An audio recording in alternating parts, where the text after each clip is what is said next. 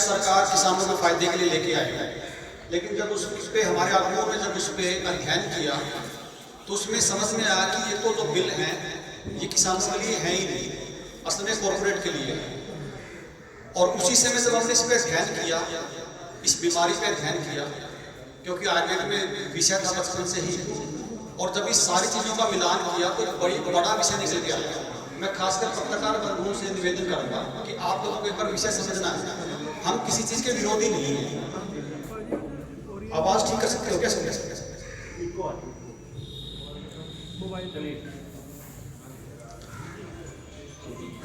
तो जो मुख्य विशेष में ये है कि जैसे कई बार डॉक्टर देवेंद्र बधारा भी बोलते हैं, जब हम सिंगू बॉर्डर पे बैठे थे और जब पहली जो मौत हुई थी किसान आंदोलन में, तो उसकी मौत का कारण इस बीमारी को बताया गया था।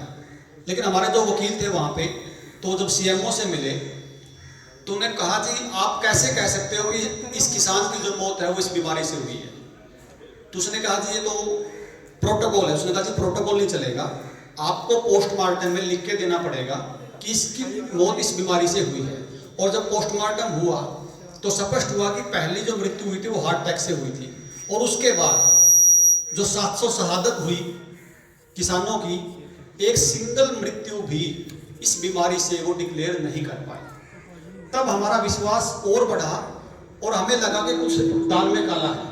फिर हमने आयुर्वेद को जब पढ़ना शुरू किया, और आयुर्वेद में जब हमने पढ़ा महर्षि चरक को, चरक संहिता में, चरक संहिता भाग 1 थी जो डॉक्टर ब्रह्मानंद त्रिपाठी की, हमने जब उसको पढ़ना शुरू किया तो उसमें कई चीजें बड़ी गजब की निकल के आई।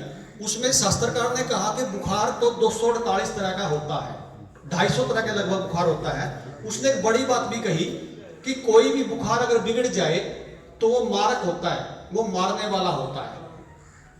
और सबसे महत्वपूर्ण बात उसमें ये आई, महर्षि चरक ने बताया कि एक साल में 6 ऋतुएं होती हैं, और 6 ऋतु में अलग अलग तरह के बुखार आते हैं। और एक वसंत ऋतु जो सर्दियों के बाद आती है, उसमें उन्होंने जिक्र किया एक कफ के बुखार का। उस जब कफ के बुखार का हमने अध्ययन किया तो उसमें महर्षि चरक ने 32 लक्षण कफ के बुखार के बताए।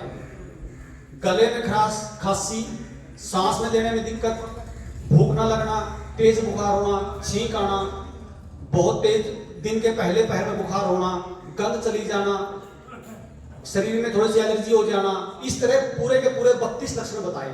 और जब हमने इसका मिलान करके देखा तो हमें एक बात समझ में आई कि जो पहली लहर लेके आए थे वो भी बसंत ऋतु मतलब मार्च अप्रैल में लेके आए, और जब दूसरी लहर लेके आए या दूसरी लहर आई तो वो भी उसी मौसम में आई।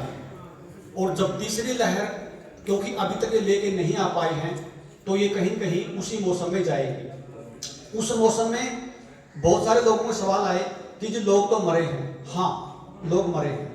अब लोग मरे हैं या मारे गए हैं या गलत चिकित्सा से मरे हैं, वो एक बड़ा जांच का विषय है। वो हम ऐसा क्यों कह रहे हैं? क्योंकि कफ के ऋतु में आयुर्वेद कहता है कि कफ के ऋतु में मान लीजिए आप अगर पानी भी सामान्य पियोगे तो बुखार बिगड़ेगा, वो जानलेवा हो सकता है। लेकिन इस बुखार में हुआ क्या, हमने उस परंपरा को, हजारों साल पुरानी परंपरा को छोड़ के एक पैथी पे भरोसा कर लिया।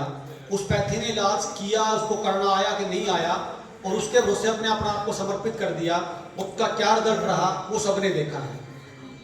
तो साथियों, खासकर जो लोग यहाँ पे अभी दो राय मन से आए हैं, तो मैं आपसे हाथ जोड़ निवेदन करता हूँ कि आप इस विषय को समझने की कोशिश करो, क्योंकि जो बुखार कोई भी है वो मारने वाला होता है। इन्होंने इस बुखार का पता पहले से था कि बुखार ऑलरेडी आता है और इस मौसम में हर साल आएगा, तो उन्होंने इस मौसम पे बुखार पे काम किया, और उसमें मृत्यु दर किस तरह बढ़ सकती है उस पर मेरे हिसाब से, ऐसा मुझे लगता है, इन्होंने काम किया है। हमने खासकर, मैं अगर डॉक्टर साहब की बात करूँ, मेरी बात करूँ, तो हमने जितने भी आयुर्वेद में गए इस बुखार में एक सिंगल डेथ भी नहीं हुई है।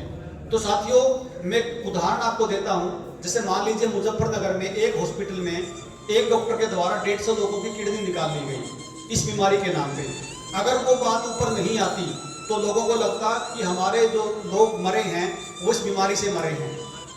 वो ऑन रिपोर्ट है, वो एफआईआर दर्ज है। तो जिसके भी गए हैं वो सही चिकित्सा ना मिलने की वजह से गए हैं या जानबूझ के मारे गए हैं, वो एक जांच का विषय है। इस बीमारी का नाम लेके और ये जो डर का जो माहौल बनाया गया, तो इसको किसान आंदोलन ने बिल्कुल स्पष्ट बता दिया था कि 700 डेथ में से एक डेथ भी इस बीमारी से नहीं हुई है। और हम खासकर हमारी जो टीम है, हम आप लोगों के माध्यम से सरकार को एक चीज कहना चाहते हैं, अगर सरकार को आज भी लगता है कि बीमारी है तो हमें किसी हॉस्पिटल में इसके वार्ड में छोड़ दीजिए, 1 दिन के लिए 2 दिन के लिए, हम मना नहीं करेंगे।